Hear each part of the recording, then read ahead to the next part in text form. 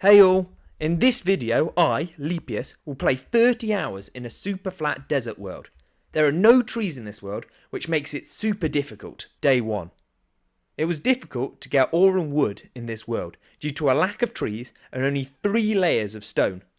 Luckily, there are lots of sticks on the floor and desert temples to rob. This first temple gave us iron, gold, a golden apple and TNT underneath. I then skip along to the local village, make an iron pick and proceed to rob the harvest of the villagers.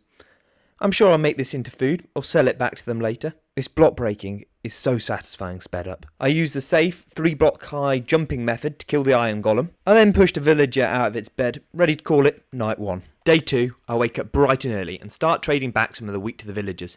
Meanwhile considering the morality of my actions. Like with many other of these videos that people do, I wanted to build my base around the spawn.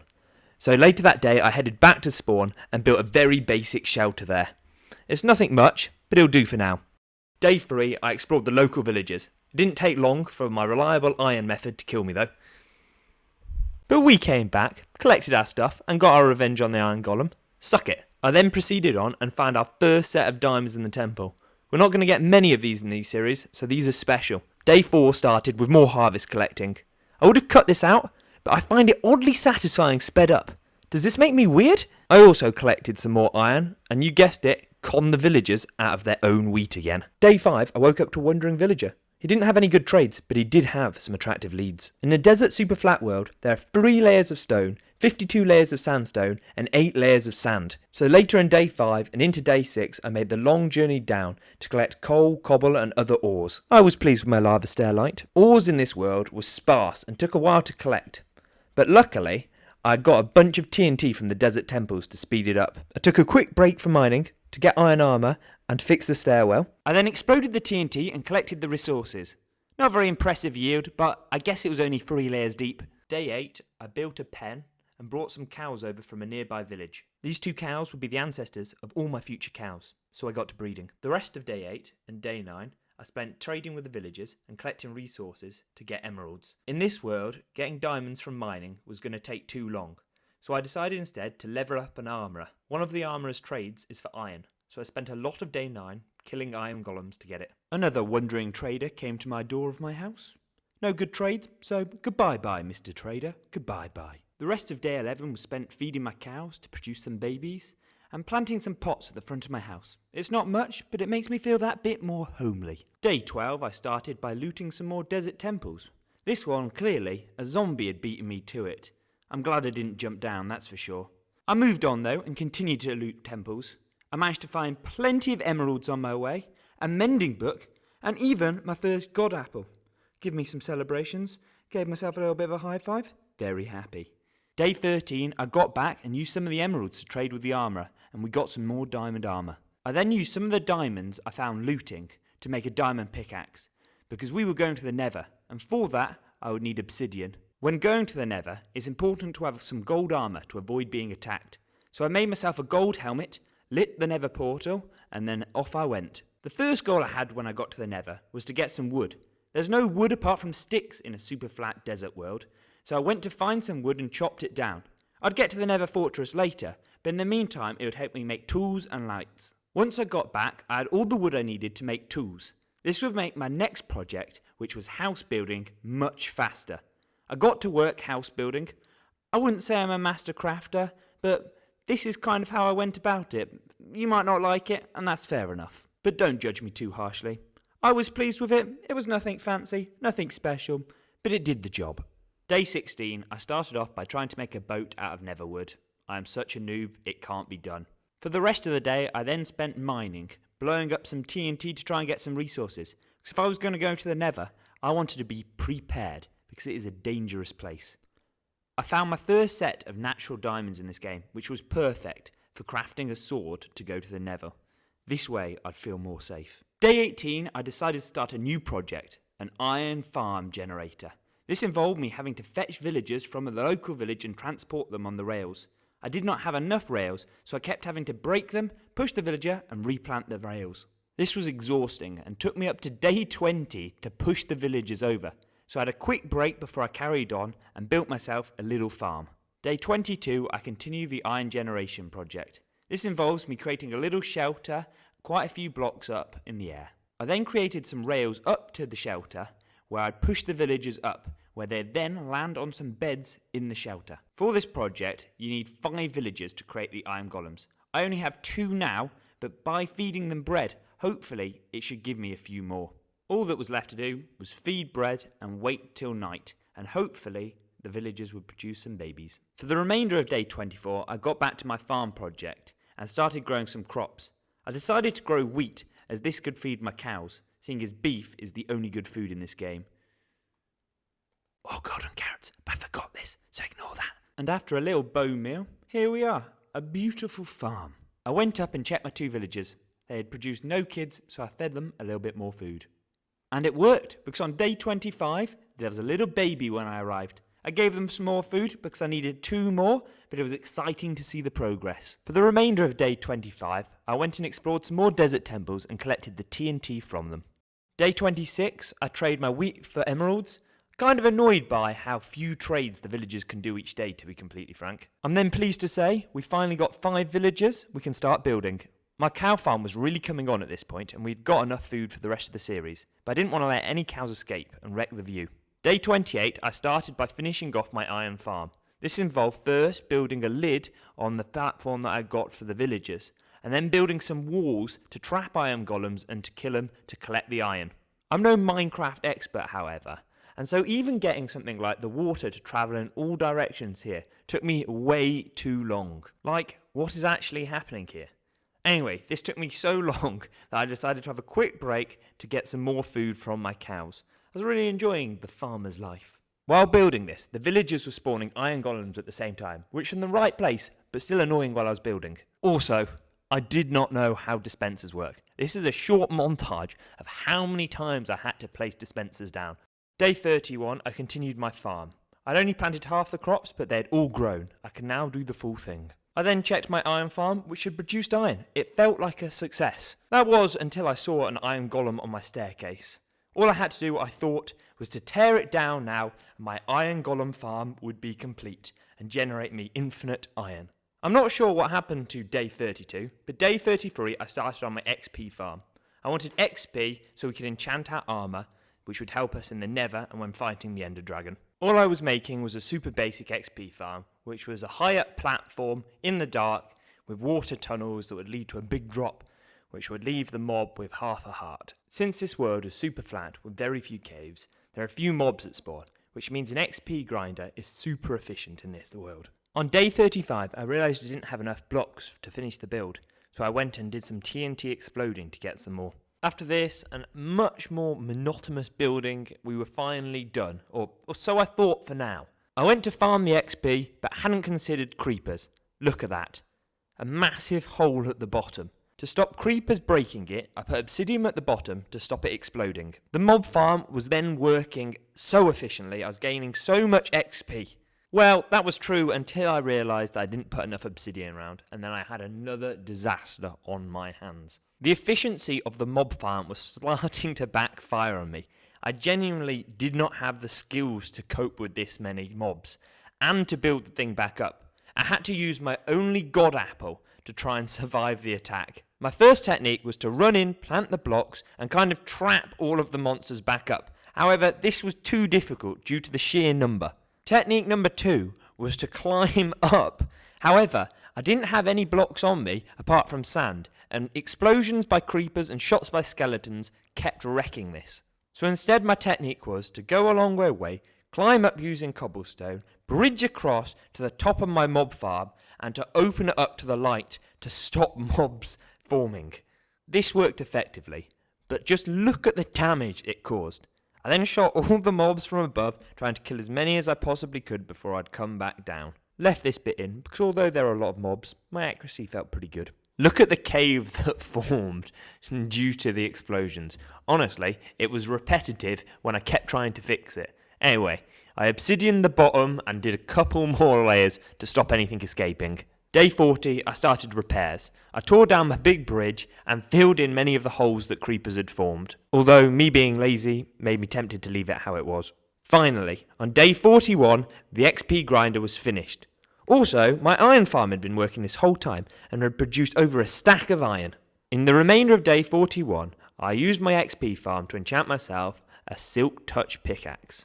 Day 42, I decided to get back to my roots and collected some hay bales from neighbouring villages. Whilst on my hay collecting activities, I also found a horse, which, not gonna lie, I've been waiting for ages because it'll massively speed up my time to get around. Whilst travelling town to town, it made sense to trade with the villagers on my way, seeing as villagers only have a certain amount of trades they can do each day. Also, it was way faster to travel now I've got my new horse and check out its designer clothing. That diamond armour. It also meant that it was quicker to go to desert temples, so I gained loot much faster. Day 44 started with some more stealing from the villagers. I took the bookshelves that were used for my enchantment table. My silk touch pickaxe meant I could pick the bookshelves up whole. Whilst travelling home, I saw some pillagers, which I took out because I thought it would be a great idea to do a raid to get a totem of undying. I then returned home with my plan of sleeping and going to the village to do the raid the next day. However, because my home had the iron golem farm, it technically classed as a village, and so the raid started when I got home. This meant I wasn't really ready for the raid. I hadn't prepared at all, and the Ravagers were causing me a right nightmare. Initially, I just ran away from the Ravagers and kept shooting, but this was tiresome and took too much effort. So then, I perched myself on a high ledge and began using my bow and arrow to shoot them from a distance. Annoyingly though, witches have a lot of health, or maybe they regen, I can't fully remember, but it took ages to kill them, especially when my accuracy is not great from this distance. In the end, I decided to go into my house, back myself into a corner, and shoot through the little hole, and just hope that their archers weren't good at getting me back. This method worked pretty well until I needed to kill the evoker, to which I needed to go outside of my house and my safety to do. This all worked well, and I managed to complete the raid, or I completed the raid, and then the Vexes just got the better of me, just at the last second. I was so annoyed, but I had the last laugh. After dying, my XP levels were low, so I went to my grinder to get a couple more, just to boost the number up. Day 47, I started by carrying on to clean up the place a little bit. This involved filling in many of the creeper holes and getting the cows back to the pen. This was also a good time to fix my farm, which had got destroyed by the creeper explosions. On top of the maintenance, after the incident earlier, I also managed to install my bookcases. Day 49, I decided I wanted to try and find some natural diamonds, so I went down into my tunnel and exploded some TNT. No luck though, unfortunately. There were diamonds, however, or diamond armour, in the armourer, which I decided to buy. After all the work I've done so far, I was quite tired, so I went to sleep in the closest bed to me. The closest bed to me was the clerk's, who I had created the night prior, and so I woke up on day 51 and started to trade with him. I needed the lapis from him so that I could enchant my armour. It was very difficult to find naturally growing lapis in this world. I managed to get a sword that had smite 4, sweeping edge 3, knockback 2, looting 3, which was great for killing the wither and for getting wither skulls. Also, I put mending on it. Obviously, I wanted to test out the sword. Unfortunately, the only mobs around me were my XP farm, which were only 1 hits. The XP farm was really working well now. It was efficient and didn't have any of the problems it had earlier. I managed to enchant my bow to have power 3 and breaking 3 and flame. And I also, again, put mending on it. The enchanting continued, and this was one of the most satisfying things of the whole challenge, really. Just killing the mobs, gaining tons of XP, and enchanting my armour. Chestplate. Protection 4. Day 55 to 58 was when my Nether experience started. I struggled to get the exact days on this because I wasn't sleeping at night because I was in the Nether. My goal on this trip was to locate the Nether fortress, because that way I could get warts and blaze rods, which I could use to make potions and also to create Eyes of Ender to go and find the fortress. I felt a lot safer on this trip to the Nether with my newly enchanted armour. However, when I got back, I realised my armour had taken a little bit of a beating, so I felt it was important to get myself some mending books. To get the book I wanted, I would delete the lectern and replace it, thus changing the librarian's trades. After a long time of trying, I gave up on the mending because I got a fire aspect book, which would be great for my sword. It would mean I wouldn't have to cook my beef after getting it from a cow, but instead it would be already cooked. Day 61 also marks the first day I created some potions. I made some regeneration ones. On day 62, I nipped to my closest village. This was the village where I did most of my trading, and I've levelled up most of my villagers here. I popped down a smithing table and created myself a toolsmith villager. I went on to have a great business relationship with this toolsmith, since he would trade me iron for emeralds, and since I have an iron farm and there are many iron golems around, it was like free money. I used this quote-unquote free money to lever up a clerk and get myself some ender pearls. Day 63 was spent travelling to the Nether. I wanted to collect some gold to use for both XP and to trade with the villagers. I started mining it with my silk touch pickaxe. This way I could smelt it back at home for a full ingot each time. It wasn't long, however, until I found a bastion. Now bastions have blocks of gold in it, so they're the optimal way to collect stuff, and they had plenty more goodies inside of it, I found. Day 66, I got back from the Nether and smelted my gold. I also upgraded my boots. Check out these, I think they're looking pretty nice. And upgraded my XP farm using some of the extra obsidian I got. Day 66 and day 67 were some of my more boring days. I spent the day selling back my gold and iron that I had collected and upgrading some of the villagers as well, so that I could get all the armour and stuff that I wanted to beat the Ender Dragon. This is what the past 66 days had led up to, defeating the Ender Dragon.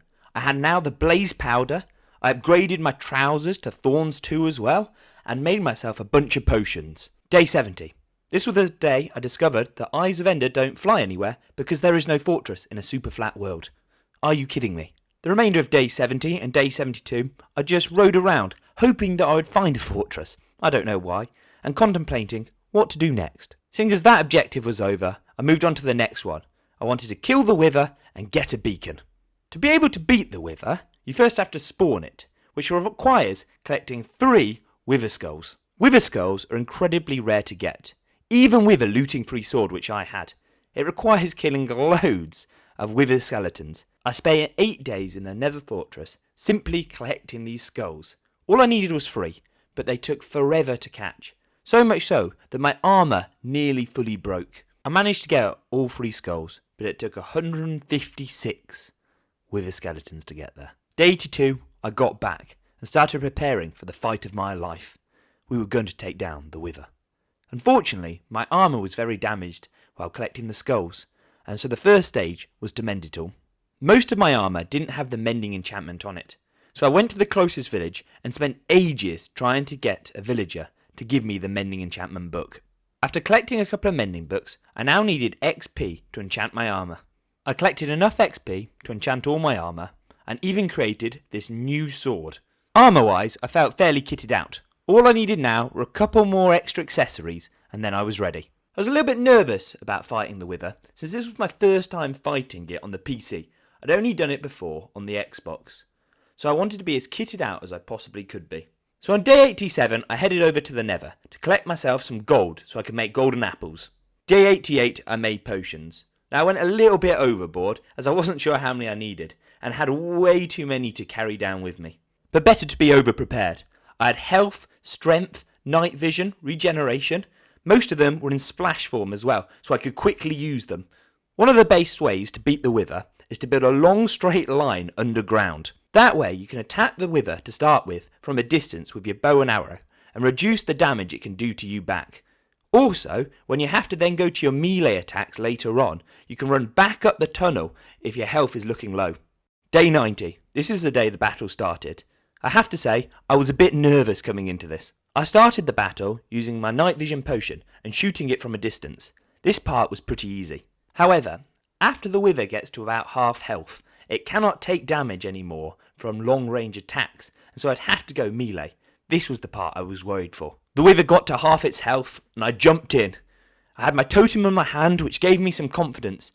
But when your hearts go black, it's hard to tell how much health you have left. Luckily, the Wither was taking more damage than I was expecting. I won though, and collected my Nether Star, and built a gorgeous beacon. And that's my 90 days. Please like and subscribe if you like this. This is my first video, so I'd really appreciate it. Thanks all. Lepius.